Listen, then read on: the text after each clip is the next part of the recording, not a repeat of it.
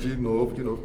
Gravado nos Dislexos Estúdios da Unigran, direto de Dourados, interior do Mato Grosso do Sul, a cidade que você já pode ir na sauna, se tiver vacinado. Esse é o seu podcast Direito do Mato. Eu sou o Fabrício Brown e quem comigo anda não sabe bem o que está querendo. E aqui é o professor Vinícius de Almeida e o nome mais inteligente que você pode dar para o seu filho é Eugênio. Eu sou o professor Fernando Machado, esconde-me do secreto conselho dos maus e do tumulto dos que praticam a iniquidade. Para a gente já começar um novo episódio aqui do Direito do Mato, a gente registra aquele agradecimento a você que acompanha o nosso projeto, seja ouvindo, seja assistindo a gente, nosso muitíssimo obrigado. Nosso também agradecimento mais que especial à Unigran e também à ajuda do Paulo que faz esse podcast ser essa maravilha que é. E você pode acompanhar o nosso trabalho por todas as redes sociais e redes de streaming, além do YouTube. Acesse lá no Deezer, Spotify, Apple Podcast, Amazon Podcast, Google Podcast, podcast onde tiver podcast, tá? E acompanhe o nosso trabalho. Não esquece de deixar o seu like, clicar no sininho, fazer um comentário que aumenta muito a nossa... Eu esqueci a palavra, mas faça isso. Nosso engajamento. Faça isso, por favor. Irmãos e irmãs, se você ainda não tem a nossa exclusiva caneca do Direito do Mato, Paulo, corta para 18. Você pode adquirir a sua exclusiva caneca, entre em contato conosco, né? Pergunte-me como, mande um direct, né? Que nós vamos aí lhe dar as informações necessárias para que você adquira esta caneca, mas corra que é por tempo limitado. Tell me why. Você falou, pergunte-me como lembrou isso, cara. É em sync agora? Não, é Backstreet Boys. O professor Vinícius não está indo nas sessões do... Acabou a medicação. Por isso, compre a caneca Direito do Mato. Exatamente, e ajude a obra do Senhor. Ele ainda não comprou a bicicleta dele. Irmãos, irmãs, hoje nosso episódio, mais um giro de notícias para que você permaneça sempre atualizado, né? É o Direito do Mato dando um F5 aí na sua vida. Primeira notícia, INSS divulga novas regras do pente fino. Saiba como evitar o bloqueio do benefício.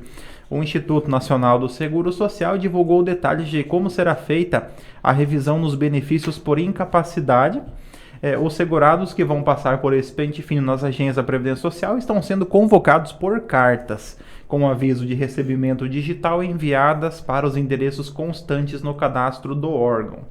Após o recebimento da carta, o beneficiário terá 30 dias para agendar a avaliação médica por meio do site Meu INSS, opção Agendar Perícia, ou pelo telefone 135. A estimativa é que 170 mil benefícios por incapacidade temporária passem por essa nova revisão, segundo informou aqui o UOL Economia. Primeiro ponto, então, essa notícia, ela se deve à publicação de uma instrução normativa do INSS, publicada nesta segunda-feira, dia 9, que trouxe aí regras para uma nova rodada do sistema de revisão dos benefícios por incapacidade. Esse sistema de monitoramento e revisão, ele sempre foi previsto em lei, contudo ele foi implantado com maior regularidade nos últimos 2 anos. Tanto que ele é chamado de pente fino do INSS. O que seria esse pente fino do INSS? Todo benefício por incapacidade, não apenas o auxílio-doença, que agora é chamado de auxílio por incapacidade temporária, quanto a antiga aposentadoria por invalidez, que agora se chama aposentadoria por incapacidade permanente, eles são benefícios que passam por revisões periódicas. O objetivo dessa revisão periódica é verificar se o segurado ele readquiriu capacidade laborativa.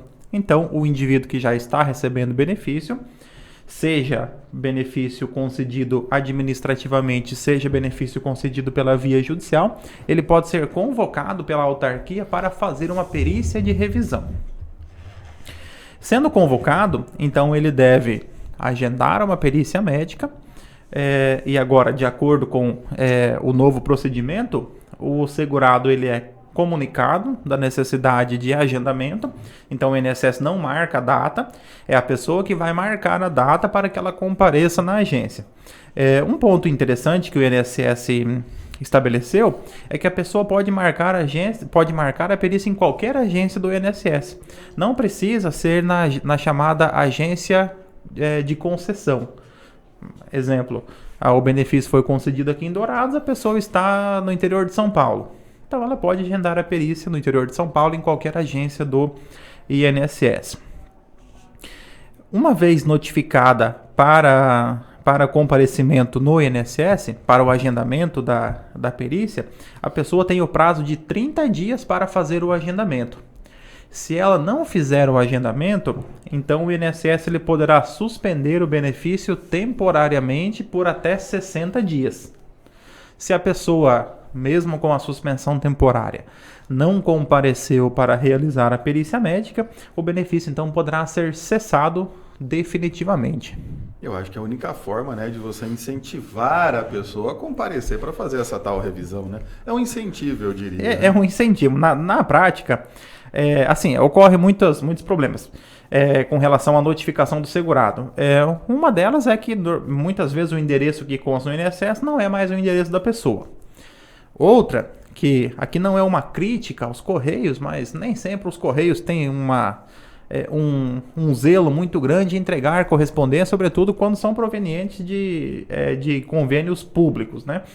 Então, muitas vezes a correspondência não chega até a pessoa. Ele coloca, às vezes, endereço inexistente. Isso aconteceu comigo essa semana e o endereço do meu escritório tá lá, estava certo. Voltou o Sedex para o meu cliente de outro estado e ele mandou a foto. Tá aqui o endereço. Tá, é o meu endereço, tá lá. Então, acho que o carteiro ficou com preguiça. Inexistente, eu não vou lá. A cada 3 inexistências, ele acertar um, está no lucro, né? Então, e o INSS usa de outras formas para que ele possa comunicar. Por exemplo, mensagem no celular, e-mail para aqueles que têm o meu INSS atualizado. E também, eventualmente, avisos que saem no próprio extrato quando a pessoa vai receber o benefício, por exemplo, da prova de vida aparece ali para a pessoa, mas nesse caso, como ele é um procedimento que exige contraditório e ampla defesa, então é necessário que haja essa notificação pessoal do segurado. Não, o que eu acho interessante falar disso, é importante que o INSS faça isso periodicamente, porque são benefícios concedidos para casos em que a situação da incapacidade pode terminar.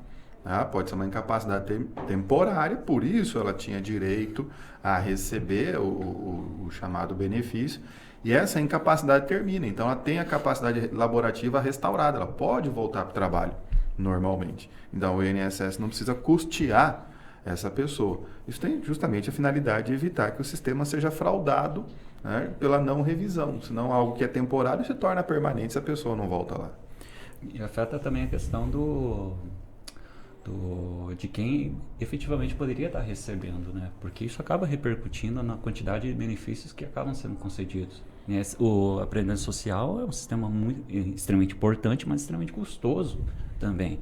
E quando a gente não realiza esse tipo de operação de pente fino, onde você permite, então, que pessoas de forma indevida estejam recebendo, né, prejudica a coletividade.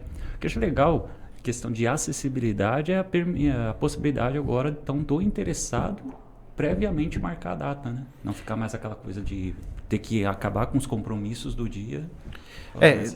Exato, né? Permitir que a pessoa possa marcar, possa fazer o agendamento da perícia é interessante, porque você permite que dê uma maior liberdade. Que nós temos que pensar que são pessoas, normalmente a pessoa que está recebendo benefício por incapacidade está numa situação de dificuldade de locomoção, precisa do auxílio de um terceiro, precisa do acompanhamento de alguém, precisa se deslocar muitas vezes.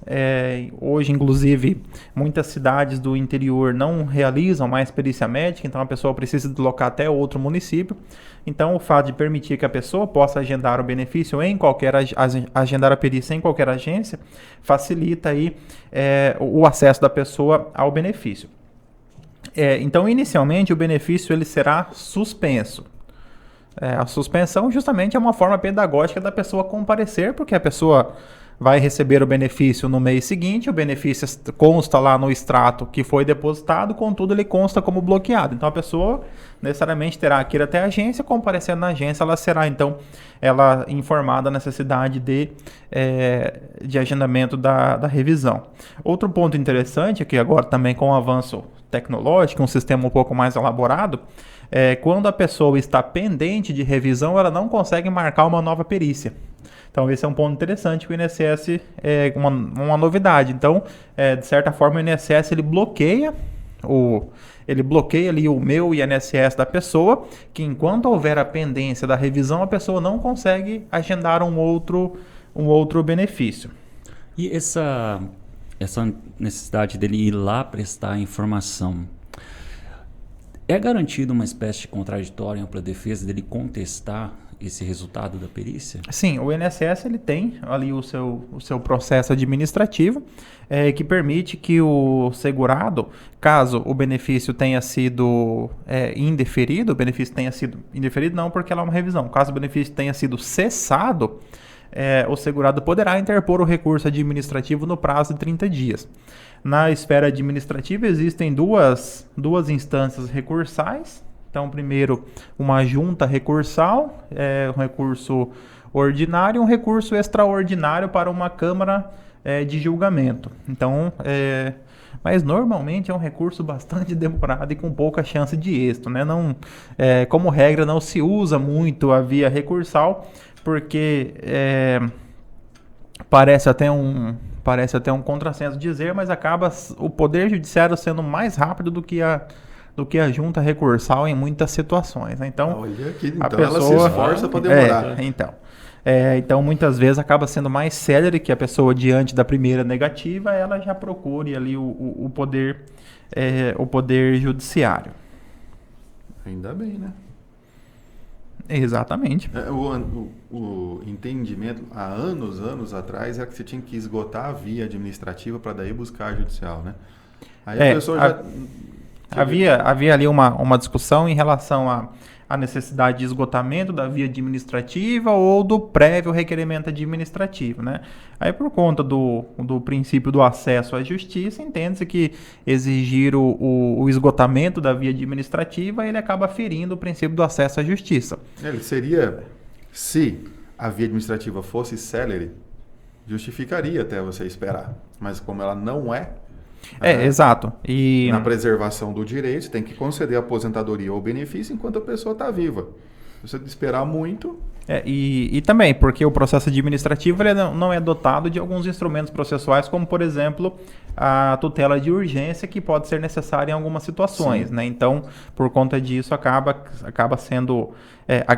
aceita apenas aí a comprovação do requerimento administrativo e a negativa administrativa em primeira instância, né? Ou pelo menos a demora excessiva que justifica a interposição de ação judicial.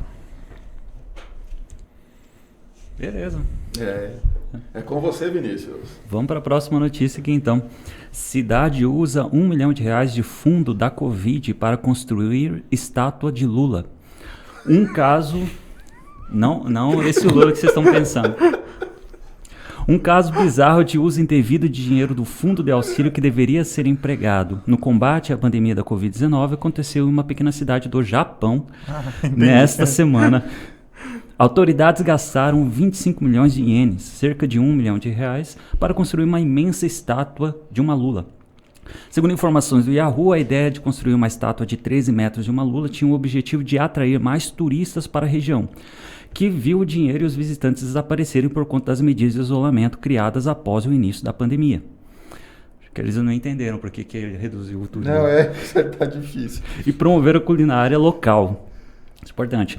Entretanto, a ideia não foi bem recebida pelo fato de ter utilizado parte dos 800 milhões de ienes, 32 milhões de reais, enviados pelo governo japonês como forma de auxílio aos municípios e províncias. Entre os críticos, muitos questionaram se a estátua era mesmo necessária, se o dinheiro não deveria ter sido usado para ajudar o comércio local a superar a crise. Já um dos envolvidos no projeto da Lula, gigante, afirmou em entrevista que a ideia era aumentar a atratividade da região. Achei interessante. Vocês iriam num local que o ponto turístico fosse uma Lula, no estado de uma Lula?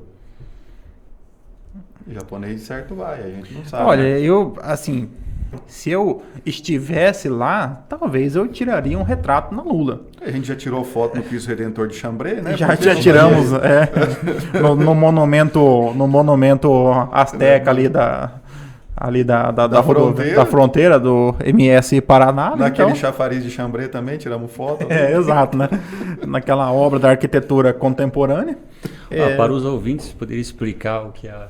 Para mim também, porque eu não entendi porcaria. Xambrê é uma cidade no Paraná que fica no caminho para Xambrê, Umuarama e a gente passava por lá e falou, um dia nós temos que tirar foto nesses pontos turísticos aqui. Foram 30 e tantas viagens indo e voltando do mestrado e aí, um dia a gente fez isso.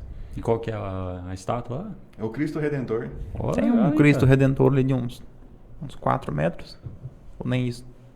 É porque ele já está em cima de um prédio, né? Daí tem o Cristo. Tem um prédio não, né? Mas tem um andar de uma construção. Uma Mas edificação. procurem Cristo Redentor Xambrê. Vocês vão encontrar ali. O legal dessa notícia aqui, desse mau uso, um uso indevido dos recursos destinados ao combate à pandemia, seria falar sobre a responsabilidade do gestor público nessa questão aqui. E da responsabilidade do cara que fez a manchete, que é um clickbait do caramba essa porra aí. Você cai igual um trouxa. O maior risco dessa estátua é da PT, né? Você cai igual um trouxa. Você vai clicar e falar, onde que foi que construiu a estátua do Lula? Isso aí é pro pessoal mandar no grupo, né? Do Bolsonaro lá, né? Olha que absurdo, né? Nem leu a notícia. Não leu, já começa a compartilhar. Aí fica a sugestão aí pro ouvinte, se quiser jogar no grupo da família aí para fazer um Natal Vamos feliz. criar discórdia e ver o que acontece.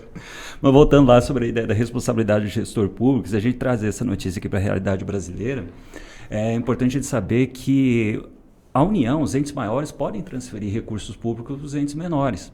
E, na verdade, existem duas maneiras de ter esse repasse de recursos.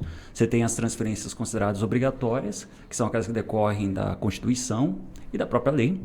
Aí isso está lá mais ou menos no artigo 157, a 159 da Constituição e algumas leis, como, por exemplo, algumas leis voltadas à área de saúde.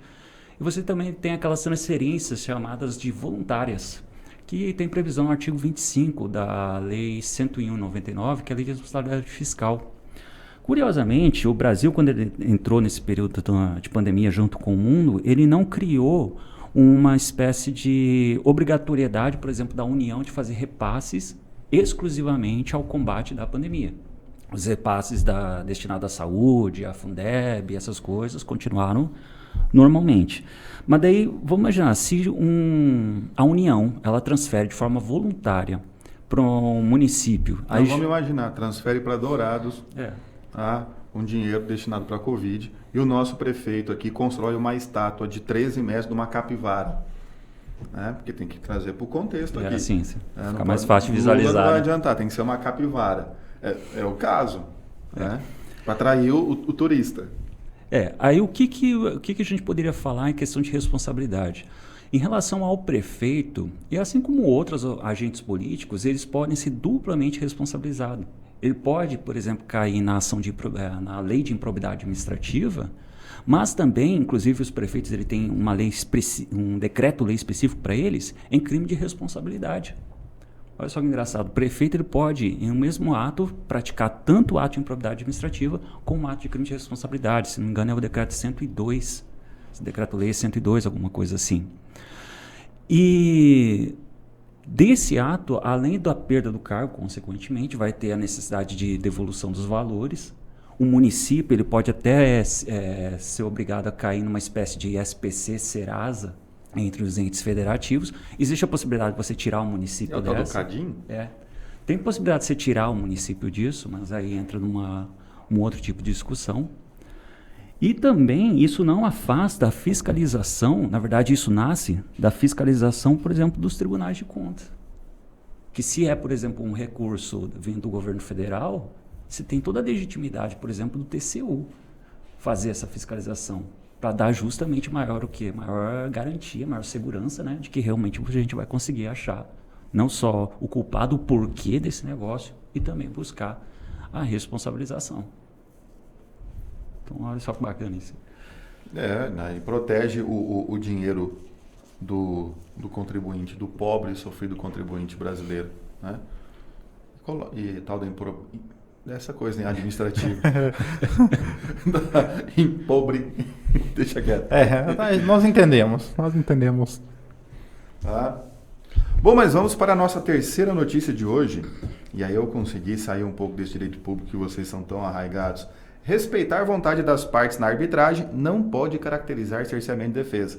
O STJ concluiu que não ficou caracterizado cerceamento de defesa em procedimento arbitral instaurado entre duas empresas do ramo petrolífero, em virtude da não produção da prova pericial requerida e posteriormente descartada pela parte demandante. Por unanimidade, o colegiado deu provimento ao recurso de uma das empresas para julgar improcedente a ação anulatória de sentença arbitral. A hipótese retratada no procedimento em exame não comporta a aplicação do entendimento jurisprudencial dessa Corte de Justiça, segundo o qual caracteriza cerceamento de defesa o julgamento que aplica ao sucumbente regra de ônus probatório, no caso de haver anterior indeferimento de pedido de produção de prova destinada a comprovar o fato alegado. No caso do autor, ou o fato impeditivo, modificativo ou extintivo do direito do autor, no caso do réu. Assim afirmou o ministro relator do recurso, Marco Aurélio Belize. Aqui se trata de uma ação anulatória de uma sentença arbitral, né? E para compreender melhor o que aconteceu, eu tenho que falar da questão do dito juízo arbitral no direito brasileiro, né? E perante aos agentes econômicos. A arbitragem é uma prática não só útil, mas desejável por parte de alguns agentes econômicos, onde você leva a solução dos litígios para um árbitro e não para o poder judiciário. Algumas pessoas se utilizam indevidamente dessas câmeras de arbitragem e colocam até brasões que ficam semelhantes ao brasão da República e tudo, fazem uns desenhos lá e colocando câmara de arbitragem. Alguns colocam até, se apresentam como desembargador de câmara de arbitragem ou juiz arbitral, para tentar aproximar isso do poder judiciário, né, como que se isso fosse possível, né? A arbitragem, ela é particular. Existem algumas empresas especializadas em arbitragem e qualquer pessoa física pode ser um árbitro também. O que precisa é que as partes, né, elas se submetam a essa arbitragem já no momento da pactuação do negócio. No momento do negócio, coloquem no contrato que eventuais conflitos serão dirimidos, né, por um árbitro. A chamada cláusula compromissória. Então, um compromisso de não ir para o judiciário, mas levar isso para um árbitro. Questões como do ramo petrolífero, está difícil hoje, envolvem questões complexas, como, por exemplo, engenharia, engenheiros químicos, engenheiros civis, navais, dependendo do que se trata, e o juiz de direito não tem essa capacidade técnica de solucionar isso, e tudo seria deixado por conta de um perito. Então, às vezes, o árbitro ele já é um perito por ser um engenheiro. Ele não é alguém do direito, porque é uma questão técnica a ser resolvida. No caso em questão, havia prevista a possibilidade da perícia, né? Porém, a empresa ela postergou a perícia para depois da oitiva das testemunhas técnicas, que aqui até o termo bonitinho, expert witness, né? Porque são conhecedores do assunto e prestaram ali o seu depoimento, né? Foram ouvidas perante o árbitro. E após a oitiva, a empresa, então, ali que teria interesse na prova pericial, desistiu da prova pericial. E depois, com o resultado da arbitragem, eu acho que descontente do resultado, né, buscou o Poder Judiciário, alegando cerceamento de defesa, porque não pôde produzir, né? Porque daí, com o resultado, quis produzir a prova pericial, mas daí já tinha o resultado, tinha acabado o processo ali de arbitragem. Uma coisa interessante no processo de arbitragem é que é feito todo um calendário, diferente do judiciário, com data. Então, é feita uma reunião prévia, né, com todos os envolvidos. Então, dia tal você me apresenta as suas tal, dia tal você apresenta as questões. O CPC, de certa forma, ele até trata na hipótese das partes pactuarem algumas... É o que chama de negócio jurídico processual. Até o CPC até tenta ali, mas dificilmente você vai... É porque essas questões que vão para a arbitragem, ambas as partes têm interesse em solução rápida. A solução demorada não é interessante para ninguém. É interessante que seja rápido. Então, pactua a data, pactua que dia que vai ouvir testemunha, que dia que vai ser a perícia, quem serão os peritos, quanto tempo os peritos terão para entregar o laudo, em que dia que um vai se manifestar, o outro vai se manifestar, e quando que encerrado tudo isso, que dia que o árbitro vai entregar, então, o parecer final, que vai vincular as partes ao seu cumprimento. Então, é um processo que tem dia para começar e dia para terminar. Parecido com o judiciário, né? Só que não. É isso que é muito interessante. Qualquer um pode fazer isso. Tanto que a lei fala, as pessoas capazes de contratar podem valer-se da arbitragem para dirimir. Então, você tem capacidade para contratar, tem capacidade aí. Em 2015, é interessante que a Lei 13.129 fez incluir na lei de arbitragem a possibilidade da administração pública direta e indireta também se utilizar da arbitragem. Então, é claro, no contrato administrativo, né, provavelmente já tem que ter no edital lá do processo licitatório a cláusula compromissória e também quem será eventualmente o árbitro. Então, é uma maneira de você jogar alguns contratos fora do judiciário. Interessante para todo mundo, né? Aqui, por exemplo, o artigo 337 do CPC, ele coloca como uma das preliminares de contestação a alegação da convenção de arbitragem. Justamente. Seria uma situação, por exemplo, das partes terem optado pelo juízo arbitral e uma delas, então, ingressa com uma ação judicial. Então, você tem isso como preliminar da contestação. A arbitragem no Brasil, ela, com exceção de algumas questões que envolvem empresas com assuntos muito específicos ou questões que envolvem contratos internacionais, que você vai para o direito internacional privado, a arbitragem é pouco utilizada no Brasil. Ela é pouco utilizada no negócio entre empresas e pessoas. Hoje já é muito comum entre empresas e empresas. Quando as empresas estão fazendo negócio, elas preferem a arbitragem. Inclusive, empresas brasileiras preferem até a arbitragem de outros países, que às vezes até se socorre da arbitragem aqui no Brasil. Tem um caso bem conhecido em relação a uma usina de cana-de-açúcar. Uma coisa que eu também acho muito interessante dentro da arbitragem é o prévio conhecimento das partes em relação aos resultados econômicos da decisão, que é uma coisa que pesa demais, né? Porque ele sabe que se no judiciário o resultado econômico normalmente vai ser extremamente desastroso, tanto para quem perder como para quem ganhar, enquanto na arbitragem não, já que o cara é um expert. O custo está ali. Não, se você tem, por exemplo, vamos pensar uma situação aqui, você tem ali imagina uma embarcação chinesa que tem contratada por uma empresa brasileira para carregar um produto da Índia até a Europa, que ocorre um problema ali no canal de Suez. Então imagina, até você definir qual é a legislação aplicável para esse caso, Qual é o foro competente para ajudar? Exato. Então, assim, a arbitragem no plano internacional, ela é muito mais utilizada, até mesmo entre os próprios países. A arbitragem era muito utilizada no século XIX, no século XX, mesmo entre países, uma vez que no contexto internacional você não tem um órgão jurisdicional. Hoje nós temos a Corte Internacional de Justiça, mas com uma competência bem limitada, mas assim, entre países, dificilmente você não tinha, né, um órgão jurisdicional, de modo que então muitas vezes os países optavam pela arbitragem. Exemplo, utilizavam-se de algum rei de algum país, que era uma personalidade que se confiava. O próprio Papa já foi árbitro num conflito ali entre Chile e Argentina por conta de uma pequena ilha. Então escolheu-se ali a figura do Papa para mediar essa situação. Então é uma forma de resolução de conflito que está dentro daquilo que o CPC traz como métodos consensuais de solução de conflitos, junto com a conciliação e com a mediação, mas que, de certa forma, não explora todo o seu potencial, né? No Brasil, nós temos ainda um campo muito grande que poderia ser utilizado a arbitragem, contudo, acaba não sendo. Também porque a questão do o desconhecimento, no começo, o custo, né, dos árbitros, e hoje surgiram empresas que têm a arbitragem também a um custo reduzido e para contratos menores, voltados para contratos menores também. Começa a surgir isso. Tem uma startup brasileira que está focada nesse sentido.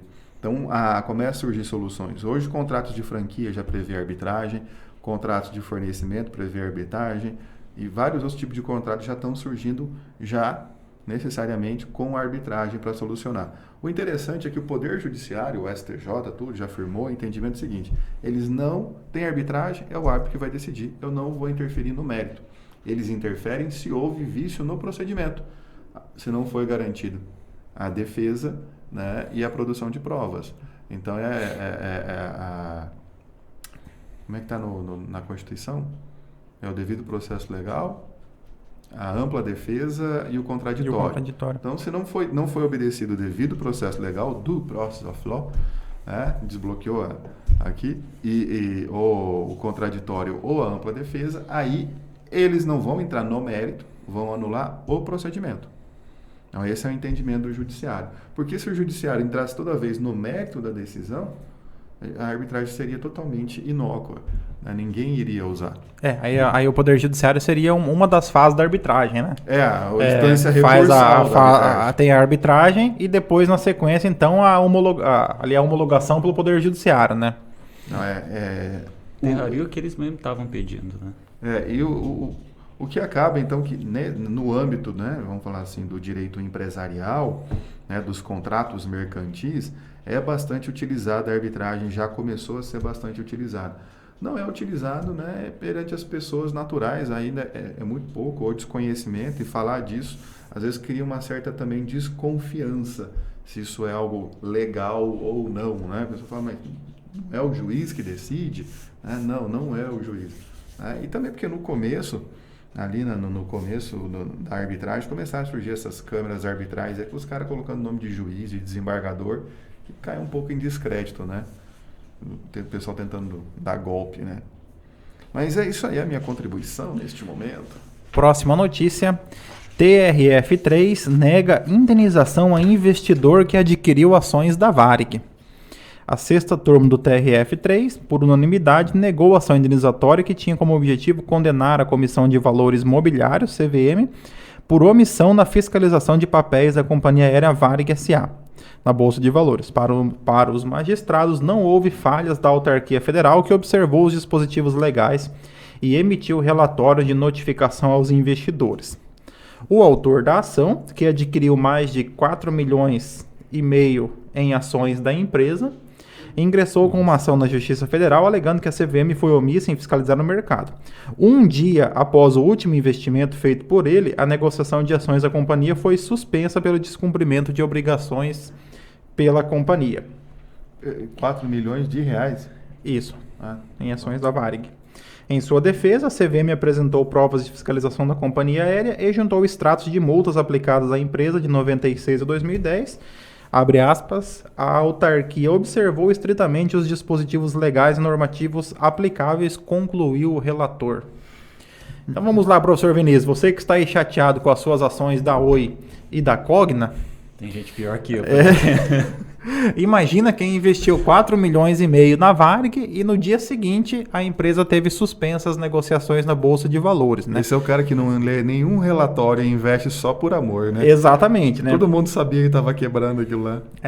O que acontece? Liga o jornal. Né? O que acontece aqui em relação a essa notícia? Aqui um ponto, ela envolve aí o mercado de ações, né? Que é um mercado que tem apresentado amplo crescimento no Brasil. Isso favorece a economia, pessoas investindo em empresas ao invés de especulando, por exemplo, com taxa de juros alta, onde as pessoas especulam. No caso, aqui as pessoas comprando e vendendo ações, elas estão, na verdade, estão de certa forma financiando empresas que estão trabalhando, produzindo.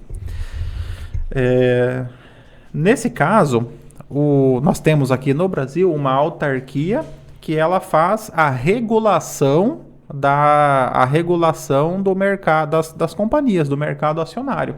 Então, compete à CVM fazer a fiscalização das empresas para ver se as empresas estão atuando conforme as regras do mercado. O mercado ele tem regras muito complexas que visam justamente trazer legitimidade e trazer segurança para o mercado.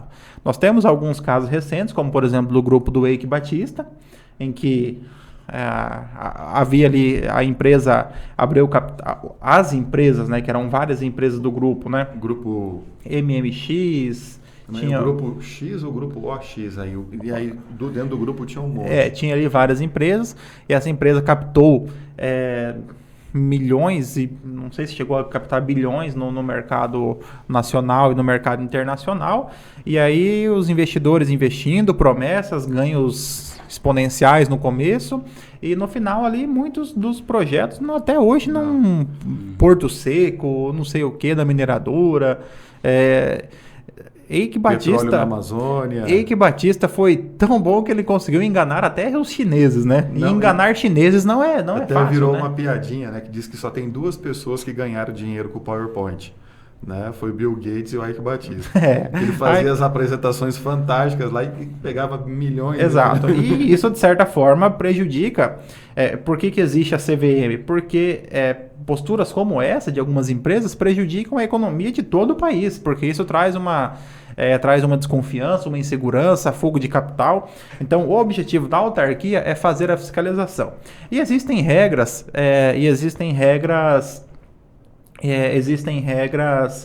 bastante rígidas com relação a essa participação. Por exemplo, aqueles que são diretores de empresas, os altos executivos de empresa, eles têm restrições com relação à divulgação de informações, porque senão, imagina, algumas empresas, ou no Brasil nem tanto, mas nem tanto pessoas conseguem interferir na economia, na economia brasileira. Mas nos Estados Unidos, por exemplo, se o menino lá o Elon Musk, se ele diz, vou comprar Bitcoin, então o preço ele dispara. Se aí ele aparece ele com um negócio de uma empresa de maconha que está na bolsa.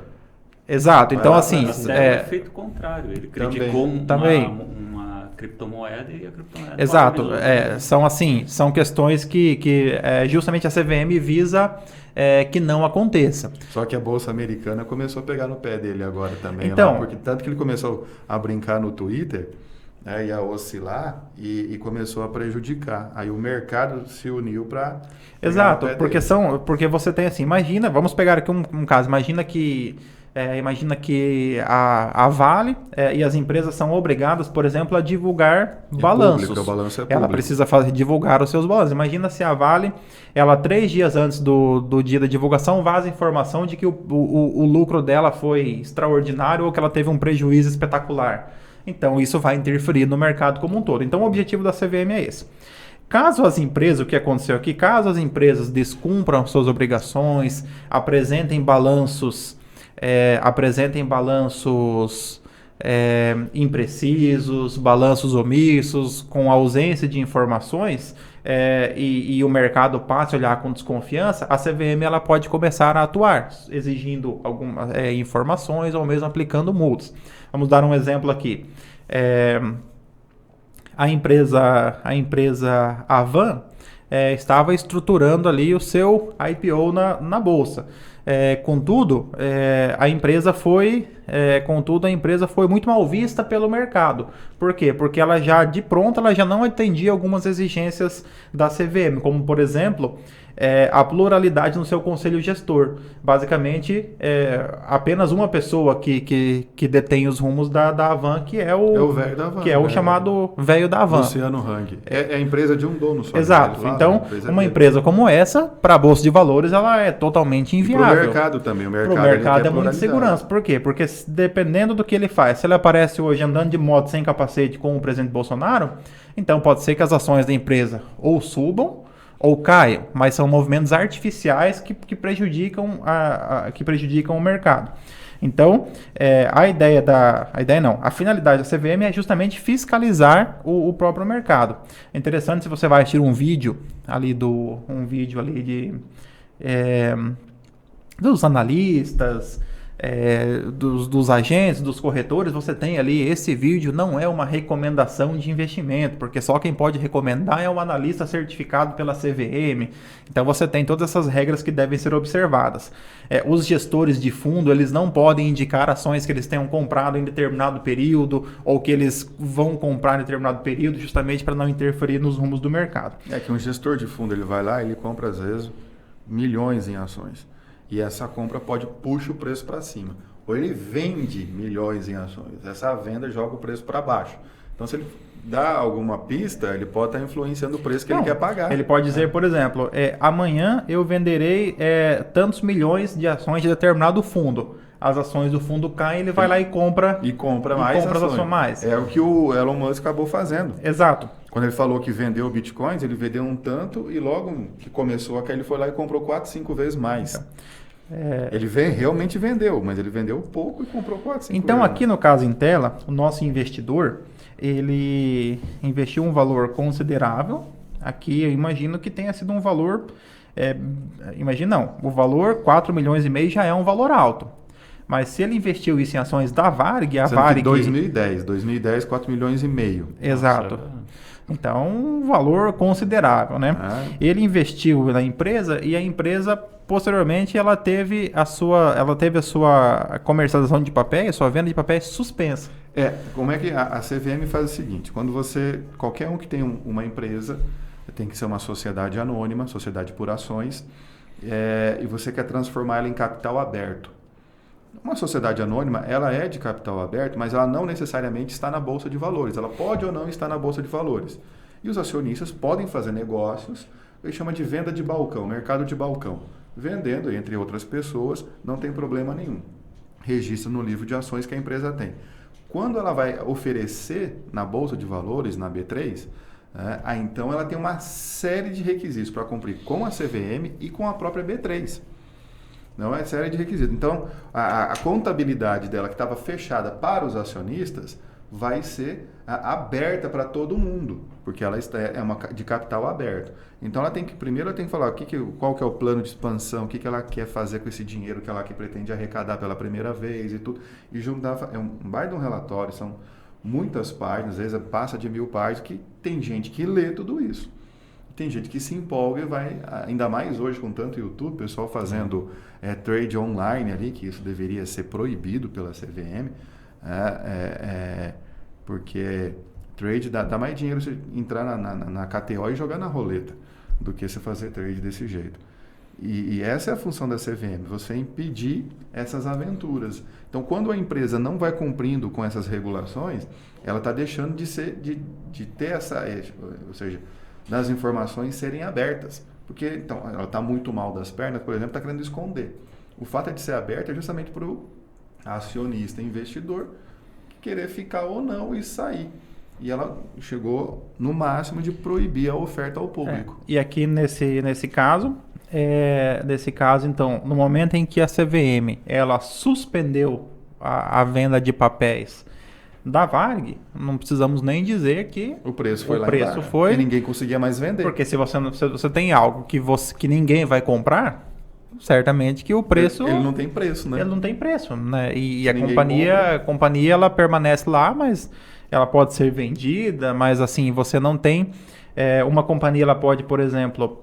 ela pode também fazer o contrário, fechar o capital. Nesse caso, ela tem que recomprar as ações, né? Então, ela fixa o preço. Que querem começam a comprar de volta. Exato, e ela vai então recomprar. Mas nesse caso aqui, nesse caso aqui, o investidor, então ele foi, como certamente ele não tinha o que fazer em relação à Varig, porque ele era um dos donos da Varig, um acionista é um dos proprietários da empresa, de certa forma.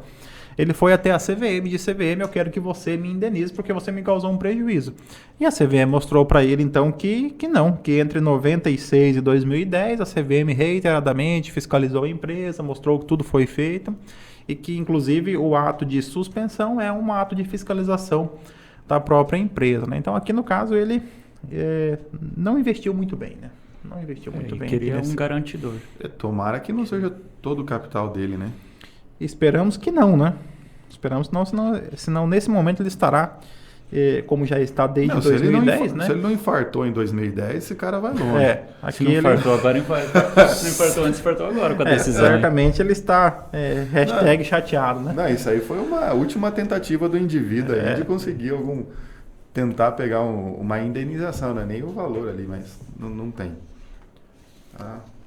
Bom, acho que cumprimos a nossa função social de divulgar o direito em mais um episódio. Irmãos e irmãs, você que nos acompanhou aqui até o final, você que é o nosso fiel ouvinte, fica aqui o nosso agradecimento, fica aqui a nossa palavra de carinho para você que está sempre conosco nos acompanhando. Mas não fique sozinho nos acompanhando, convide os seus amigos, avise aos seus parentes que tem um excelente podcast produzido aqui no interior do Mato Grosso do Sul, que ele vai ao ar toda semana, né? Toda semana com episódios novos. Nós temos uma produção aqui com 23 pessoas que cuidam apenas do nosso roteiro. Justamente para trazer para você e as famílias dessas 23 pessoas dependem aí do seu like, da sua curtida, do seu compartilhamento. Reforçando aqui, se você chegou até essa parte do episódio no nosso canal do YouTube, a gente espera que já tenha deixado aquele like, deixado o comentário e também compartilhado esse episódio com os seus amigos, familiares e também, por que não, com os seus inimigos. Fica aquele convite para você conhecer mais o Projeto Direito do Mato, dá uma olhada lá nas redes sociais, tanto no Facebook como também no Instagram. Fica à vontade também, se você quiser enviar uma sugestão, alguma ideia de um tema, estamos lá sempre abertos. E para continuar apoiando esse grandioso projeto em rumo à salvação, adquira uma de nossas canecas, que você estará fortalecendo as nossas 23 famílias. 23 famílias. 23 famílias. Que dependem diretamente, né? Fora todo o impacto na economia regional que nós causamos, sem dúvida. Para que as nossas ações não sejam retiradas de comercialização da Bolsa de Valores pela CVM. Então, clica, comente e compartilhe. Tenham todos uma ótima semana, um grande abraço, sejam felizes.